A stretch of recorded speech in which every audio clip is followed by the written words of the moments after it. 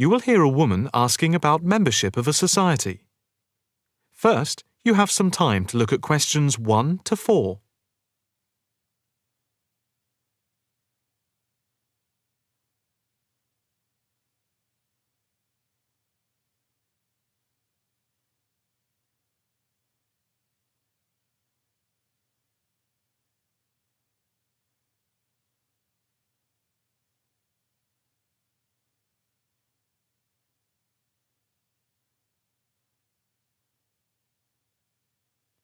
You will see that there is an example which has been done for you. On this occasion only, the conversation relating to this will be played first. Hi. I'd like some information about joining the International Arts Society. That's no problem. What exactly can I help you with? First of all, I'd like to know about the membership fee. Well, there are 2 types of membership. The answer is A. So A has been circled. Now the test will begin.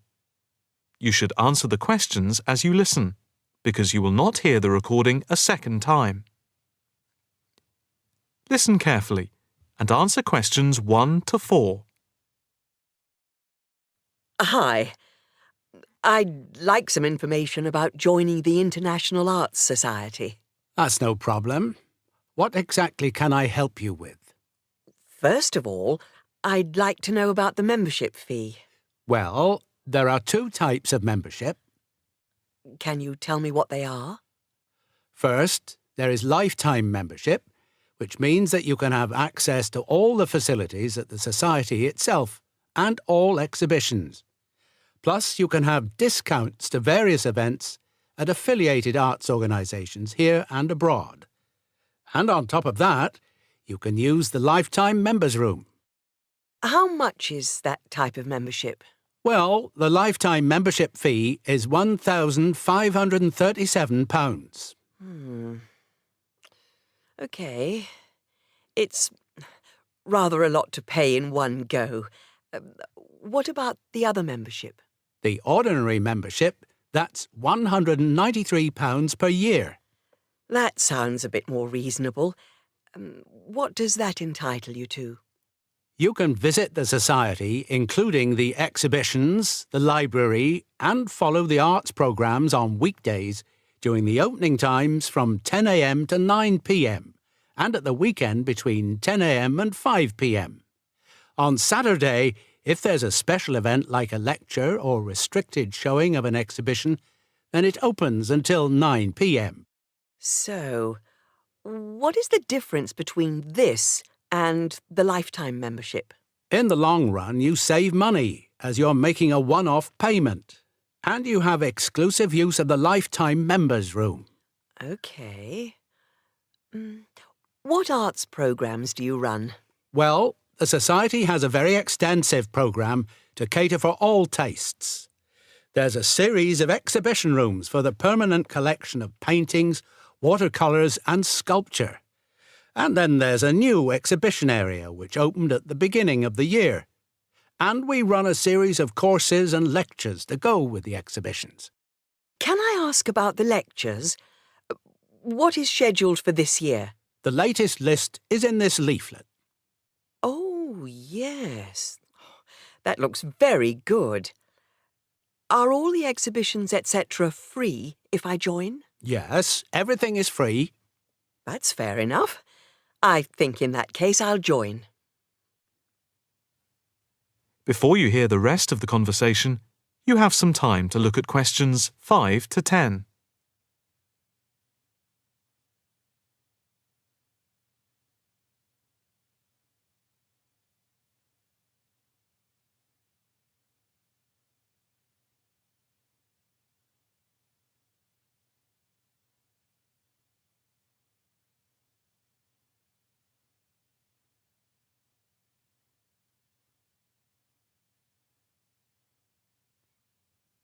Now listen and answer questions 5 to 10. I just need to take your name, address and telephone number. First, your name.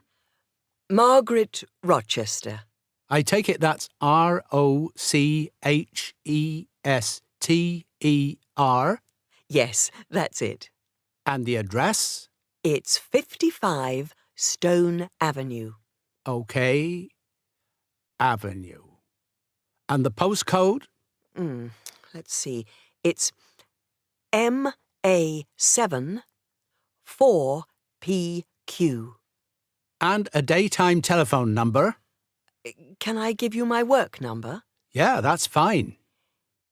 It's 0207 895 2220, and the extension is 6633. Can I pay by credit card? Yes, of course. Do you want to pay for the full year at one time or by monthly instalments? You pay £4 extra a month if you pay by instalments. OK. I think I'll pay by monthly instalments. Right. If you just complete this form, then we can set up the monthly payments. OK. If you just put your PIN number in the machine, I can deduct the first month's payment. Right. That's gone through. Here's your card. I now just need to take your photograph over here, and then I can put it on your membership card. OK. That's it. I'll just print out your membership card. Right, here you are. Thank you. By the way, can I bring any friends to the Society exhibitions and lectures? With the ordinary membership, we can issue a day pass once a fortnight, which allows you to bring a friend in. But you have to accompany them. Thank you. Can I go in now? Yes. You just swipe your card here. That is the end of section 1. You now have half a minute to check your answers.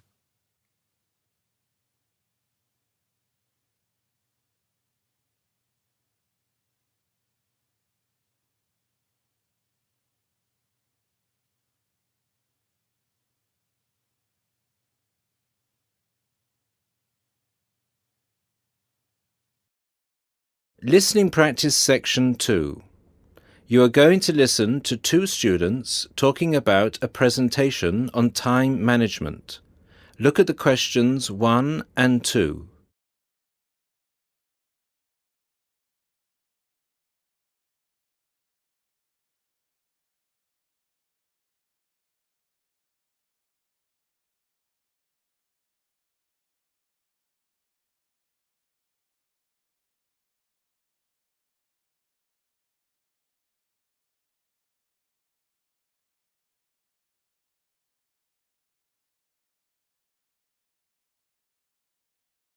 Now listen to the first part of the conversation and answer questions 1 and 2.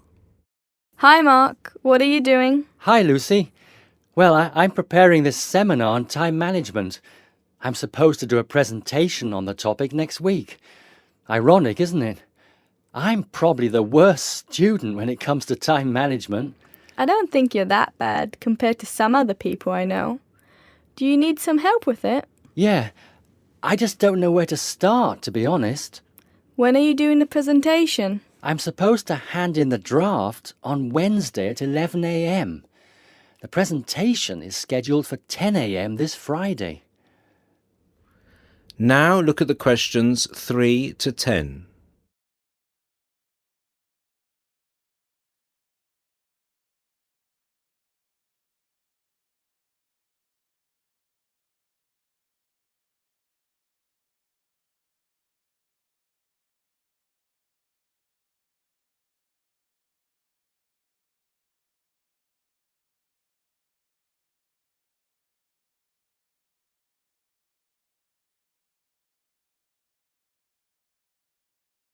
As the conversation continues, complete questions 3 to 10. That's not too bad. This gives you the whole weekend to prepare. Let's brainstorm some ideas, shall we? Do you want to get a pen and paper to jot down some thoughts? I think you should start with a broad general statement. For example, I read somewhere that organizing time is a skill like learning to drive or tying your shoelaces. Then you could move on to discussing the common problems people have with managing time. That's not a bad idea. One of the common problems is putting things off. Yeah, you could also mention some common signs of this symptom, such as last-minute holiday shopping, putting off visits to the doctors or the dentist. Another problem is relying too much on your memory and not writing things down. Do you mean not keeping a diary or a planner to plan the tasks? That's right. For example, writing down what I need to do in a diary or planner helps me remember what I need to do and makes me more focused on the tasks for the day. Good idea. That reminds me of something I've been meaning to do for a while now. Anyway, I should also include some advice on how to deal with the problem, shouldn't I? Sure, you can talk about some ways of stopping procrastination. I guess making a to-do list can help one focus on what needs to be done. Definitely. Another way to deal with the problem is to prioritize and do the hardest job first, the one which requires the most effort and concentration. Also, my tutor recommended that I should break big projects into small parts with a specific goal. Having an action plan has worked for me. I usually make a list of small tasks I need to do to achieve a goal. Sometimes I just don't feel like getting down to work because a task seems too overwhelming for me to even think about. This technique helps me reduce psychological pressure if I think of a project as a set of easily achievable tasks. Don't you think? I know what you mean. I often feel like that myself with the statistics project I've been doing this term. I'm well behind, and the deadline is next week. I think setting deadlines and sticking to them can help one to achieve goals. You can discuss this aspect in your presentation too. A good point. Setting deadlines can also help one become more realistic about the time it takes to do tasks. Another point you could include is how to deal with interruptions. Okay, I guess blocking in time to handle unpredictable interruptions can help one stay focused. Not just that, some interruptions, such as phone calls, can be easily avoided by using answering machines, for example. Saying no, which is one of the most useful words in English, is also very effective. It can be tough sometimes, but you've got to learn to say it nicely but firmly. I think you've got enough ideas here to start with. Definitely. Thanks a lot for your help. I just need to type the ideas up and I think I'm all set. Do you think you can lend me your laptop for a couple of hours? I'm afraid I can't. I've got to finish my own project. Never mind. I'll use one at the library. You certainly know how to say no. Learned it the hard way. Got to go now. Good luck with the presentation. Cheers. See you later.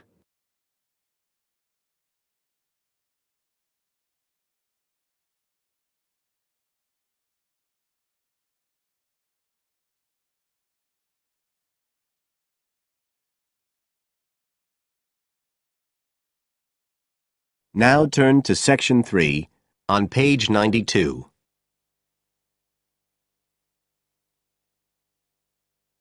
Section 3. You will hear two students, Sharon and Zhao Li, talking to their tutor about a presentation they gave the previous week.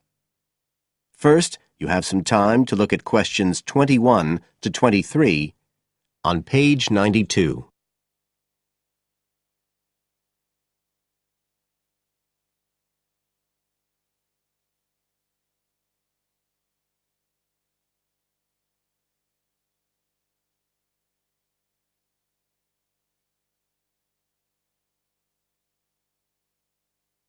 Now listen carefully and answer questions 21 to 23. So, Sharon and Zhao Li, in your presentation last week, you were talking about the digital divide. the gap between those who can effectively use communication tools, such as the internet, and those who can't. And you compared the situation here in Northern Ireland with southeast China. Right. So I asked you to do some self-evaluation, watching the video of your presentation and thinking about the three main criteria you're assessed by: content, structure and technique. What do you think was the strongest feature of the presentation when you watched it? Sharon? Well, I was surprised actually, because I felt quite nervous. But when I watched the video, it didn't show as much as I expected. So which of the criteria would that come under? Confidence? That's not actually one of the criteria as such. Zhao Li? Technique? It's body language and eye contact, isn't it? Well, I didn't think I looked all that confident, but I think that our technique was generally good, like the way we designed and used the PowerPoint slides. So you both feel happiest about that side of the presentation? Yeah. OK, now on the negative side, what would you change if you could do it again? Well, at first I'd thought that the introduction was going to be the problem, but actually I think that was okay.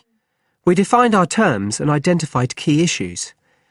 It was more towards the end. The conclusion wasn't too bad, but the problem was the questions. We hadn't really expected there'd be any, so we hadn't thought about them that much. OK, anything else? Well, like Zhao Li says, I thought the conclusion was okay, but when I watched this on the video, I thought the section on solutions seemed rather weak. Can you think why?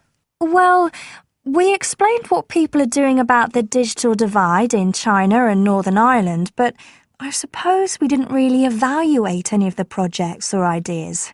It was just a list, and that was what people were asking us about at the end mostly. You now have some time to look at questions 24 to 30 on page 93.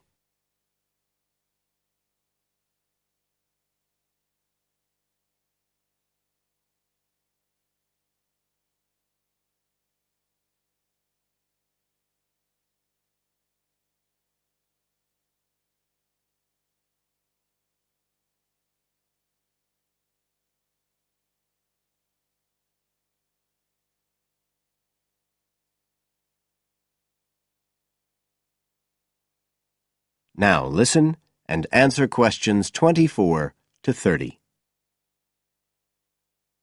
OK. Now, I also asked you to get some peer evaluation from the other students. Yes, well, people said it was interesting, like the fact that in China the internet was used more for shopping than in Northern Ireland. They said sometimes it was a bit hard to understand because we were talking quite fast, but we didn't think so when we watched the video. No, it's a bit different, though, because you know all this information already. If you're hearing it for the first time, you need more time to process it. That's why signposting the structure and organisation of the talk is important. That seemed okay. No one mentioned that as a problem. Some people said that we could have had more on the slides, like some of the other groups had nearly everything they said written up on the visuals as well. But other people said the slides were good. They had just the key points. Yes. And most people said we had quite good eye contact and body language. They all pointed out we'd overrun. They all said we were 5 minutes over. But we timed it afterwards on the video, and it was only 3 minutes. We were a bit unsure about the background reading at first, but I think we did as much as we could in the time. Anyway, no one commented on that under content. But one thing that did come out was that they liked the fact we'd done research on both Northern Ireland and China. Most other people had just based their research on one country. We managed to get quite a lot of data from the internet, although we had to do our own analysis, and we did our own surveys as well in both countries. So the class gave us best feedback for content, but it was all okay. Right. Well, that's quite similar to the feedback I'm giving you. I was very impressed by the amount of work you'd done and by your research methodology.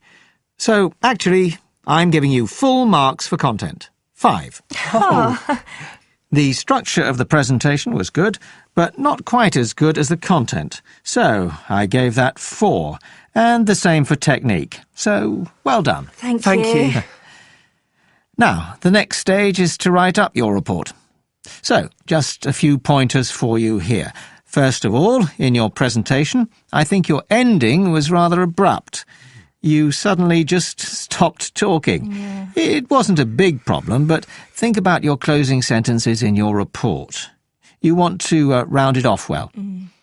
One thing I forgot to mention earlier was that I felt a very strong point was that after you'd given your results, you explained their limitations. The fact that we didn't have a very reliable sample in terms of age in China. Yes, that section. So don't forget to include that.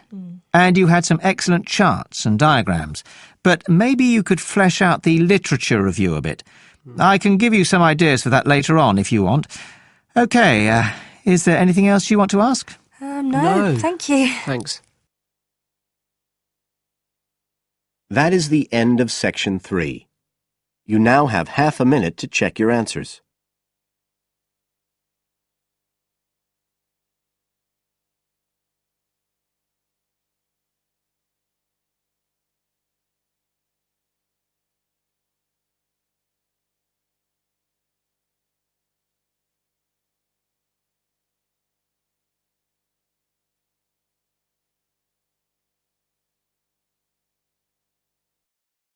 Now turn to section 4. Section 4. In this section, you are going to hear a lecture. Questions 31 to 40 are based on the lecture. Before you listen, please look at questions 31 to 40.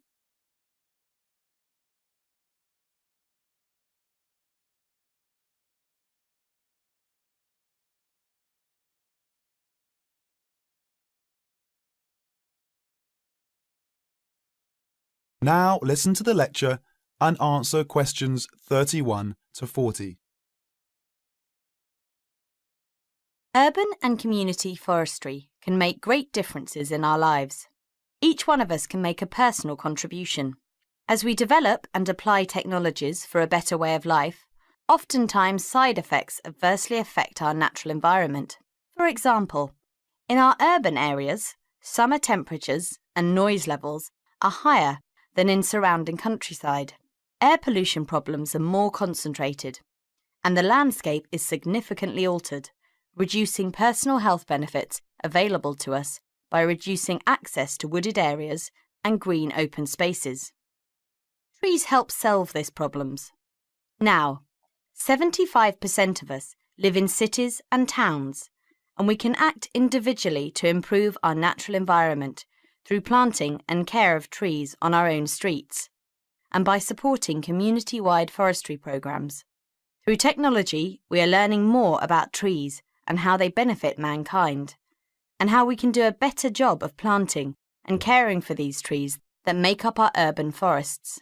Trees are major capital assets in Australia's cities and towns, just as streets, sidewalks, sewers, public buildings and recreational facilities are part of a community's infrastructure, so are publicly owned trees.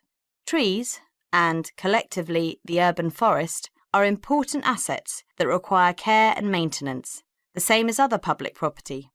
Trees are on the job 24 hours every day, working for all of us to improve our environment and quality of life. Without trees, the city is a sterile landscape of concrete, brick, steel and asphalt. Picture your town without trees. Would it be a place where you would like to live? Trees make communities livable for people. Trees add beauty and create an environment beneficial to our mental health. Trees impact deeply on our mood and emotion, providing psychological benefits which are impossible to measure.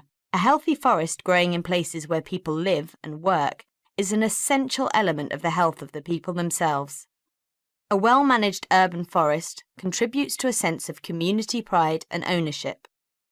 Trees and other plants make their own food from carbon dioxide in the atmosphere, water, sunlight, and a small amount of soil elements. In the process, they release oxygen for us to breathe.